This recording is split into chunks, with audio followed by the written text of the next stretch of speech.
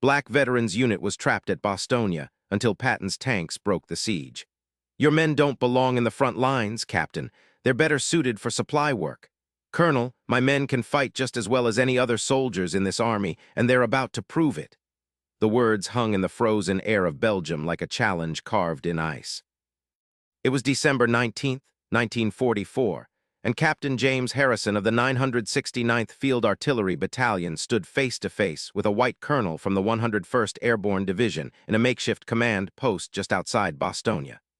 Snow swirled through the shattered windows of what had once been a schoolhouse. The temperature had dropped below freezing, and the distant rumble of German artillery was growing closer by the hour. Captain Harrison was 32 years old, a veteran of North Africa and Sicily, a man who had fought his way up through every rank despite the color of his skin. His battalion, the 969th, was composed entirely of black soldiers, men who had volunteered to fight for a country that still treated them as second-class citizens. And now, with the German Wehrmacht launching the largest offensive on the Western Front since D-Day, these men were about to become part of one of the most desperate stands in American military history. The colonel studied Harrison for a long moment, then glanced out at the artillery pieces being positioned in the town square. "Fine," he said finally. "But when this is over, we'll see who was right." What neither man knew in that moment was that the next week would test every soldier in Bastogne beyond anything they had ever imagined. The Germans were coming with overwhelming force, and soon the town would be completely surrounded, cut off from all supplies and reinforcements. And Captain Harrison's black artillerymen would become heroes in a battle that would define the course of World War II. But let's go back to how this all started. It was just 5 days earlier when everything was still routine. December 14th, 1944. The 969th Field Artillery Battalion was stationed in a quiet sector of Belgium, supporting the 106th Infantry Division. The war seemed to be winding down. Everyone said the Germans were finished, that it would all be over by Christmas. Staff Sergeant William "Bill" Tucker was writing a letter home to his wife in Philadelphia.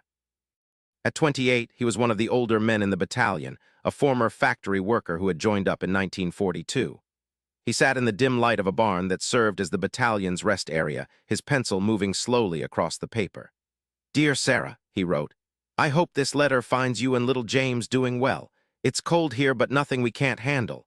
The boys are in good spirits. We might even be home by spring if things keep going the way they are."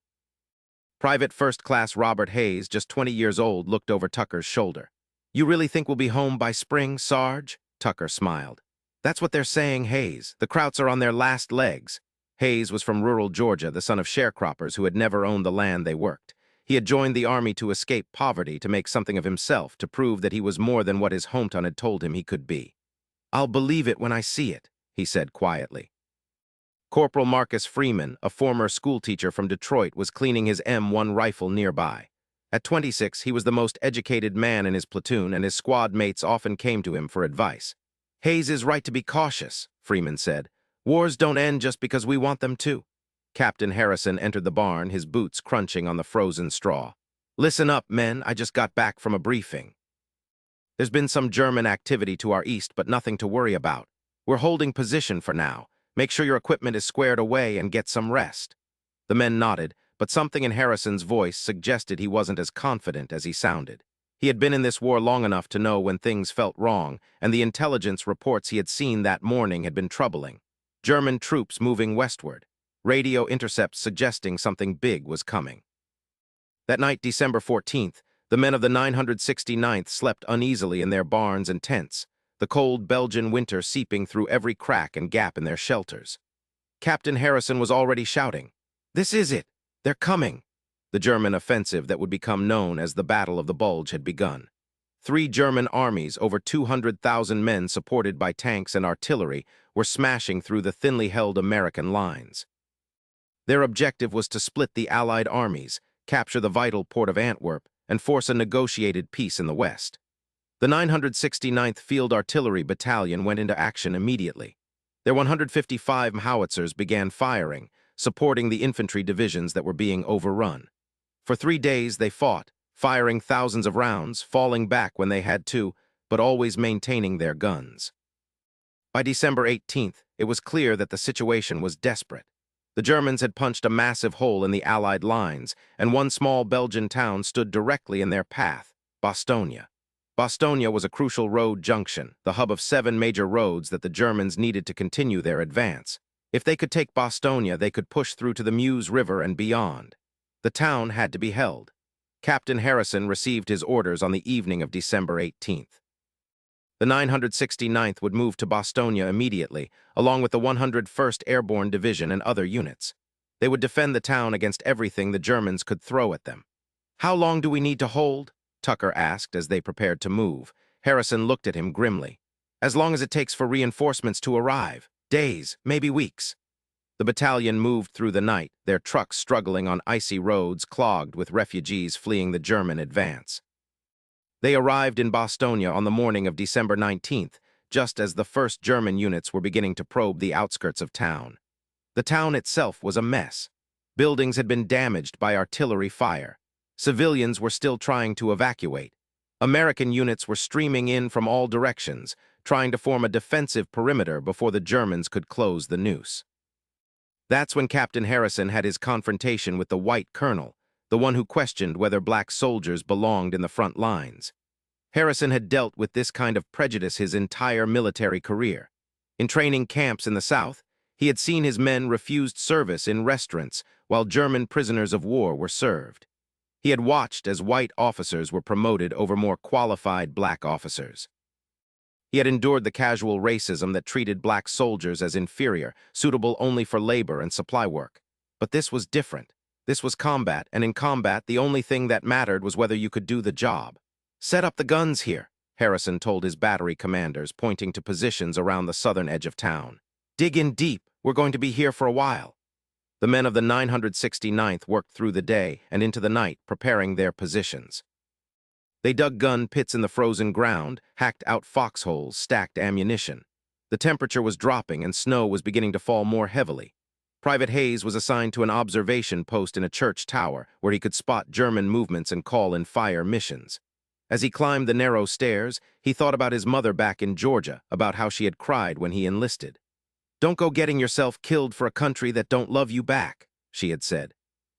But Hayes had gone anyway because he believed that service mattered, that proving himself in combat would open doors that had always been closed to men like him. Now, looking out over the snow-covered landscape toward the German lines, he wondered if he would live long enough to find out if he was right. On December 20th, the Germans completed their encirclement of Bastogne. The town was now completely cut off, surrounded by enemy forces. No supplies could come in. No one could get out. The defenders, including the 969th Field Artillery Battalion, were on their own. The siege had begun. Corporal Freeman wrote in his diary that night, "We are surrounded. The temperature is 10 degrees. We have limited food and ammunition. The Germans are calling for our surrender, but we are not leaving. We will hold this town or die trying." The next morning, December 21st, a German delegation approached the American lines under a white flag. They carried an ultimatum demanding the surrender of Bastogne. The message was delivered to Brigadier General Anthony McAuliffe, the acting commander of the 101st Airborne.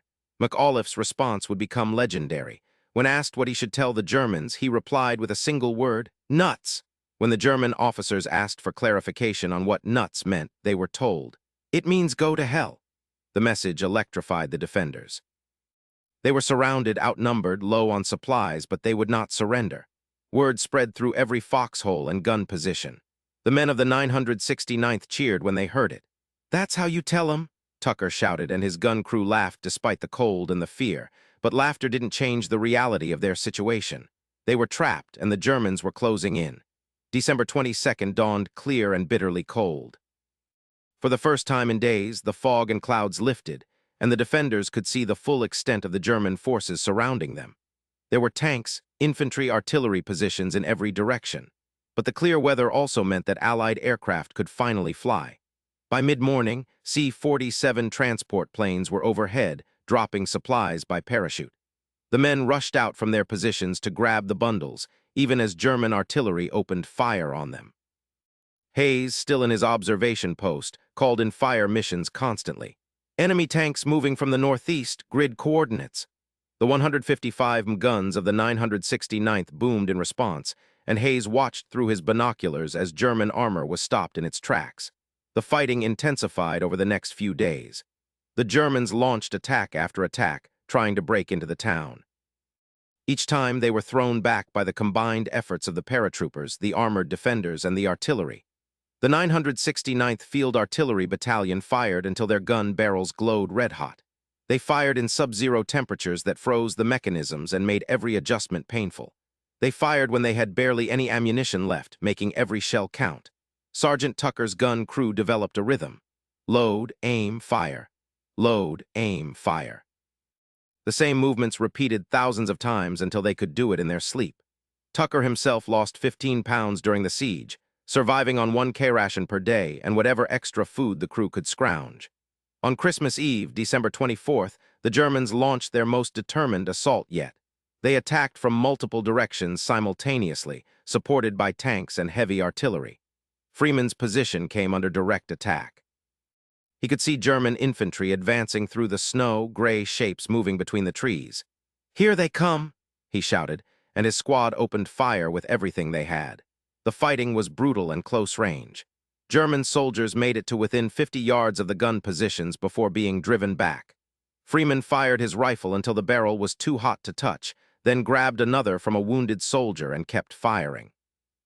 Captain Harrison moved from position to position, directing fire, encouraging his men, coordinating with the other units.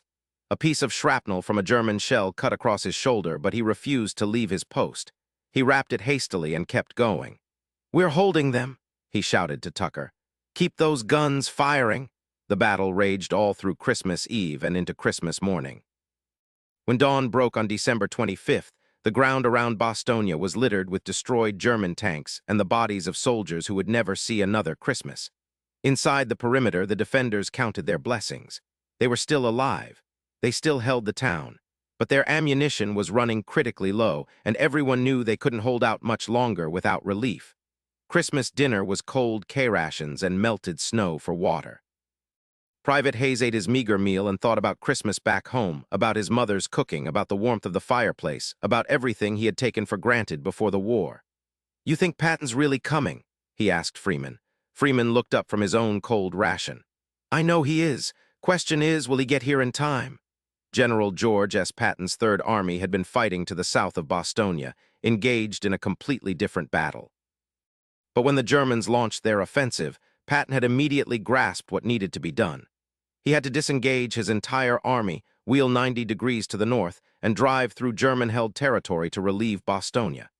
It was a maneuver of staggering complexity, the kind that military strategists said couldn't be done, especially not in the middle of winter over icy roads against determined enemy resistance. Patton said he would do it in 48 hours. On December 22nd, Patton's army began its movement north. 3 divisions, over 100,000 men, hundreds of tanks, all moving in brutal winter conditions. They fought through one German defensive line after another, advancing mile by bloody mile toward Bastogne. The men trapped in Bastogne knew Patton was coming. They could hear the sounds of battle getting closer from the south. Every day, the rumble of artillery and the clash of tank battles crept nearer. December 26th dawned foggy and cold. The defenders of Bastogne were at the end of their endurance. Ammunition was almost gone, food was scarce, medical supplies were critically low, the wounded were piling up in makeshift aid stations with no way to evacuate them. Sergeant Tucker's gun had just 3 rounds of ammunition left, 3 shells. After that, they would be reduced to fighting with rifles and whatever else they could find. "Make them count," Tucker told his crew. "We're not done yet." At 4:45 p.m. on December 26, 1944, elements of Patton's 4th Armored Division smashed through the German lines south of Bastogne and made contact with the defenders. The siege was broken. Hayes saw them first from his observation post. Tanks, American tanks coming up the road from the south, their white stars clearly visible even through the falling snow. "They're here," he screamed. "Patton's here." The word spread through the defensive positions like wildfire. Men who had been too exhausted to move found the energy to cheer. They climbed out of their foxholes and gun pits, waving and shouting as the tanks rolled into town. Captain Harrison stood watching as the relief column entered Bastogne, and for the first time in 8 days, he allowed himself to relax slightly. His men had held. Against everything the Germans had thrown at them, they had held. Tucker's gun crew fired their last 3 rounds at retreating German positions. then collapsed in exhaustion beside their gun. They had fired over 4,000 rounds during the siege, more than any other artillery battery in the defense. Freeman climbed down from his defensive position and walked among the relieved soldiers. He saw black soldiers and white soldiers embracing, saw paratroopers shaking hands with tankers, saw men who days earlier had questioned whether black soldiers belonged in combat now treating them with respect. The relief of Bastogne didn't end the Battle of the Bulge. The fighting would continue for another month as the Allies pushed the Germans back to their starting positions. But Bastogne had been the crucial point.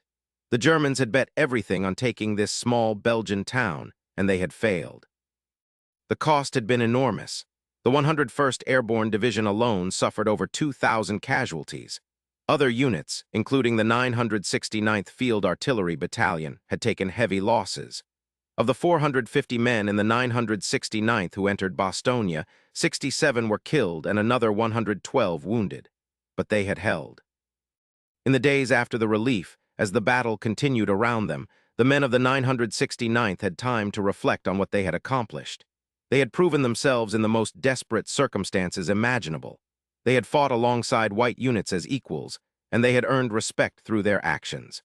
Captain Harrison received the Distinguished Service Cross for his leadership during the siege.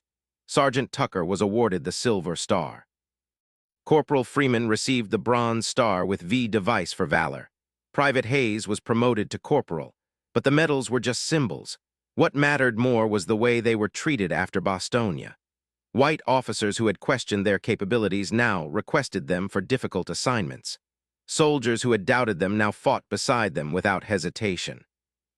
On January 15, 1945, 3 weeks after the siege ended, Tucker finally finished the letter he had started back in December. The paper was stained and worn, creased from being carried in his pocket through the entire battle. "Dear Sarah," he wrote, continuing from where he had left off. "I told you the war might be over by spring. I don't know if that's true anymore, but I do know that we proved something important here. We proved that we belong. We proved that we can fight. We proved that the color of our skin doesn't matter when bullets are flying and the mission needs to get done. I hope that when I come home, whenever that is, the world will have learned what we learned in the snow at Bastogne. That we're all just soldiers. We're all just Americans." He sealed the letter and gave it to the mail clerk, knowing it would be weeks before it reached Philadelphia if it reached there at all. Freeman went back to teaching after the war. He returned to Detroit and spent 30 years in the classroom, telling generations of students about the siege of Bastogne, about what it meant to serve, about the price of freedom. He never talked much about the combat itself. What he talked about was the transformation that happened during those 8 days, when men who had been treated as inferior proved they were anything but. Hayes stayed in the Army for 25 years, serving in Korea and Vietnam. He retired as a sergeant major, one of the highest enlisted ranks. When he finally returned to Georgia, he went back to his hometown where he had once been told he would never amount to anything. He walked into the same stores that had once refused to serve him, and he held his head high. He had earned that right in the snow at Bastogne. Captain Harrison stayed in the military for 30 years, eventually retiring as a colonel. He never forgot that confrontation with the white colonel on December 19th, the one who had questioned whether his men belonged in the front lines. Years later, at a reunion, that same colonel sought him out. "I was wrong," the man said simply. "Your men were some of the best I ever served with." Harrison shook his hand. "They just needed the chance to prove it." The 969th Field Artillery Battalion was eventually deactivated in 1946, as the Army downsized after the war. But its legacy lived on. The unit's actions at Bastogne helped pave the way for the eventual integration of the U.S. military in 1948, when President Truman signed Executive Order 9981, ending segregation in the armed forces. The men who served in the 969th at Bastogne went on to live ordinary lives. They became teachers and factory workers, postal clerks and businessmen, fathers and grandfathers. Most of them never considered themselves heroes. They were just soldiers who had done their duty. But what they accomplished in those 8 days of December 1944 was extraordinary. Surrounded, outnumbered, under constant attack in brutal winter conditions, they had held their ground. They had proven that courage and competence had nothing to do with race. They had shown that when the chips were down, American soldiers of all backgrounds could stand together and win. The Battle of the Bulge was the largest and bloodiest battle fought by American forces in World War II. Over 80,000 American casualties. Nearly 20,000 killed. It was a desperate gamble by the Germans that came terrifyingly close to succeeding. But it failed, in large part because of places like Bastogne, where small groups of determined soldiers refused to give up. The paratroopers of the 101st Airborne get most of the credit for Bastogne, and they deserve it. But they couldn't have held without the artillery support provided by units like the 969th. Every time those 155 guns fired, every time they stopped a German tank or broke up an infantry assault, every time they provided the covering fire that allowed wounded men to be evacuated or supplies to be distributed, they were making victory possible.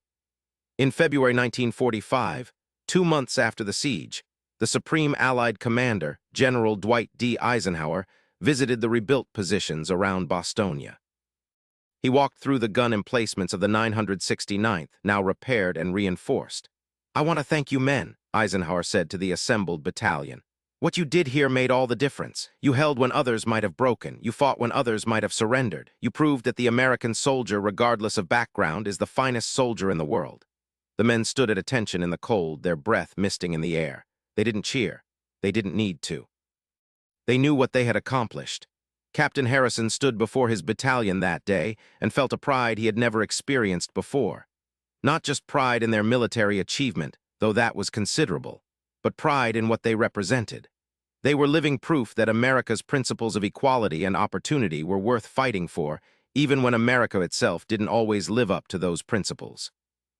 The story of the 969th at Bastogne was largely forgotten for many years. The histories focused on the airborne troops, on Patton's relief column, on the generals and their strategic decisions. The black soldiers who had fought just as hard, who had suffered just as much, were relegated to footnotes if they were mentioned at all.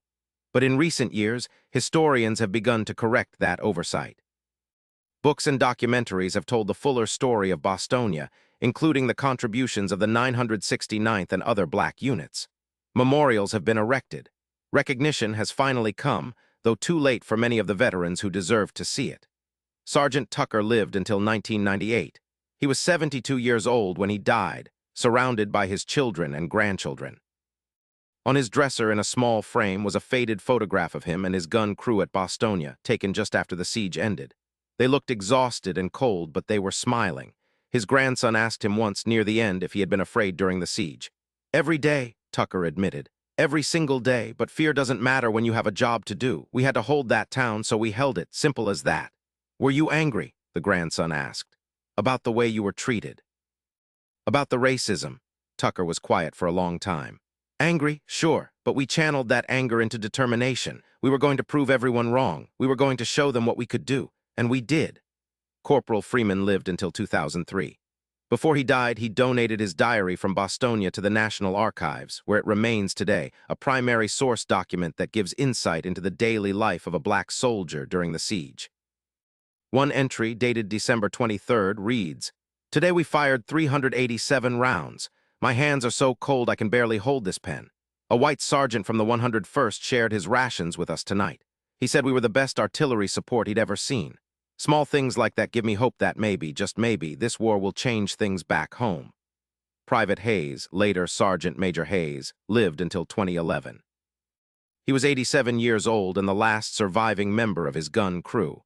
He attended every reunion of Bastogne veterans that he could, and he always made a point of telling the younger veterans about the 969th. "Don't let them forget us," he would say. "Don't let them forget that we were there, that we fought, that we bled for this country. We earned our place at that table, and we're not giving it up." The military cemetery outside Bastogne contains rows of white crosses and stars of David, marking the graves of soldiers who died during the battle. Among them are the markers for 67 men of the 969th Field Artillery Battalion. They were buried with full military honors, their race not mentioned on their headstones, only their rank and name and the date they died. As it should be. The legacy of Bastogne, and of the 969th's role in defending it, extends far beyond the military history of World War II. It's part of the larger story of the African-American struggle for equality and recognition in the United States. The men who fought at Bastogne came home to a country that was still segregated, still discriminatory, still reluctant to grant them the full rights and opportunities they had earned. But they had proven something that couldn't be taken away. They had proven their worth in the most demanding test possible: combat. The veterans of Bastogne, black and white, became part of the generation that would transform America in the decades after the war. They used the GI Bill to get educations, start businesses, buy homes. They became leaders in their communities.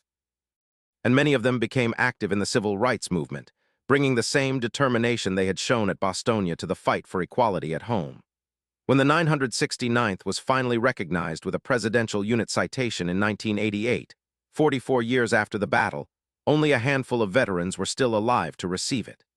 They stood on a stage in Washington, D.C., old men now, their hair gray or gone, their bodies bent with age.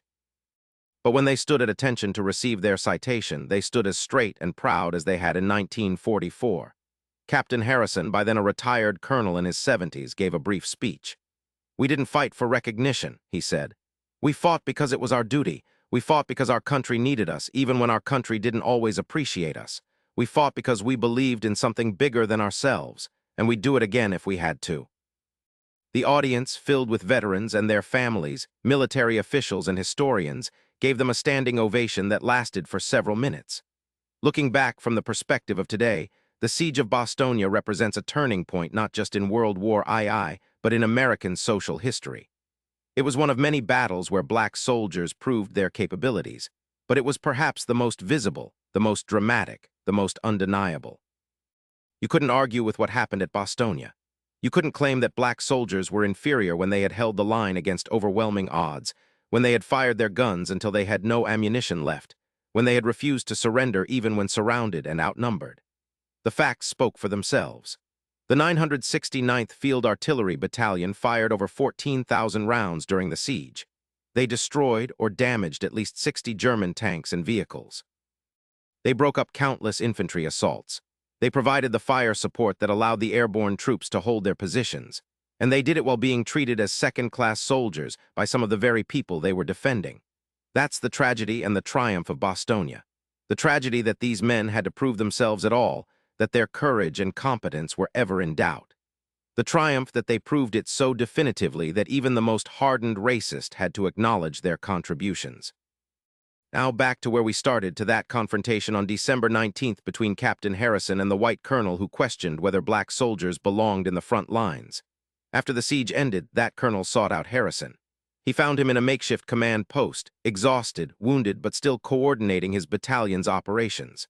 "Captain Harrison," the colonel said, and his voice was different now, lacking the dismissive tone it had carried before.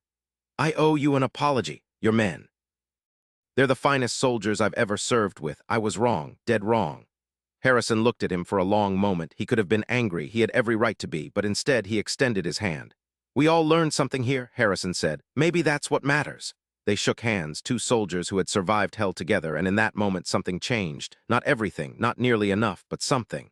The Battle of the Bulge ended in late January 1945. The Germans had been pushed back to their starting positions, having achieved nothing except massive casualties on both sides. Their last great gamble had failed. Bastogne had held. The men of the 969th Field Artillery Battalion continued to serve through the end of the war. They were part of the forces that crossed the Rhine River into Germany. They were there when the war in Europe finally ended on May 8, 1945. When they came home, they came as veterans, as heroes, though not everyone treated them that way. Some returned to the same segregated South they had left. Some faced discrimination when trying to use their GI Bill benefits. Some found that their military service, their proven courage and competence, didn't matter to people who judged them only by the color of their skin. But they had changed. They knew what they were capable of. They knew they had stood alongside the best soldiers in the world and proven themselves equals. That knowledge, that confidence, couldn't be taken away. And slowly, over the decades that followed, America changed too. The military integrated. The civil rights movement gained strength. Legal segregation ended. Opportunities opened up that had been closed before. It wasn't because of Bastogne alone. It wasn't because of the 969th alone. It was because of hundreds of thousands of black soldiers who served in World War II, who proved themselves in combat, who came home and refused to accept second-class citizenship anymore. But Bastogne was part of that larger story, an important part. A dramatic, undeniable, impossible-to-ignore part. The siege lasted 8 days. 8 days that tested men to their limits and beyond. 8 days that separated those who could endure from those who couldn't. 8 days that proved courage has no color. Every year on the anniversary of the relief of Bastogne, veterans and their families gather in the town square. The Belgians have never forgotten what the American soldiers did for them in those desperate December days of 1944. There are monuments, memorials, museums dedicated to the battle. And increasingly, those memorials include the story of the 969th Field Artillery Battalion and other black units that fought at Bastogne. Their names are carved in stone now. Their story is told to schoolchildren. Their sacrifice is remembered. It's not enough. Recognition can never fully compensate for the injustice they faced, for the discrimination they endured, for the opportunities they were denied. But it's something. It's history being corrected, being made more complete, being made more honest. The men of the 969th asked for nothing except the chance to serve, the opportunity to prove themselves, the right to stand alongside their fellow soldiers as equals. They got that chance at Bastogne and they made the most of it. They held their ground when everything said they should retreat. They fought when exhaustion said they should rest. They persevered when despair said they should surrender. They won when the odds said they should lose. That's the story of Bastogne. Not just a military victory, though it was that. Not just a turning point in World War II, though it was that too. But a moment when the promise of equality was made real, when the rhetoric of democracy was backed up by the reality of sacrifice, when men judged each other by their actions rather than their appearance. The legacy of the 969th Field Artillery Battalion at Bastogne lives on in every integrated military unit, in every black officer who commands troops of all races, in every military cemetery where soldiers of all backgrounds rest side by side. It lives on in the freedom that they fought for, the democracy they defended, the equality they helped to advance. They were just soldiers, they would have said. They were just doing their duty. But sometimes doing your duty changes the world. Thank you for listening.